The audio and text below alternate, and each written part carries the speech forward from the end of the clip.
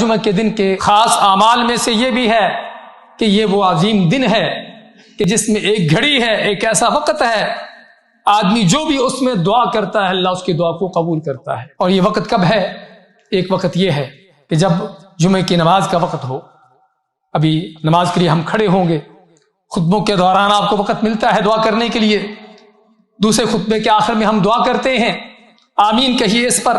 ہاتھ نہیں اٹھائیے، ہاتھ اٹھائے بغیر آمین کہیے، اور نماز کے لیے کھڑے ہوتے ہیں، نماز میں دعا کیجیے، یہ دعا کے قبول ہونے کا وقت ہے بھائیو۔ اسی طرح دوسرا وقت جو اس دن میں ہے قبول ہونے کا، وہ دن کا جو آخری حصہ ہے،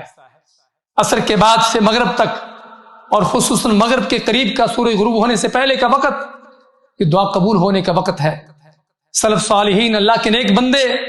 ان کے عصر کے اوقات مسجدوں میں گزرتے تھے کہ تاکہ اپنی دعائیں اللہ سے قبول کروا سکیں۔ تو ہم کو بھی ضرورت ہے بھائیو اس دن کی تعظیم کرنے کی، اس دن کا احترام کرنے کی، اس دن کی عظمتوں کو جانتے ہوئے اس کی فضیلتوں کو حاصل کرنے کی۔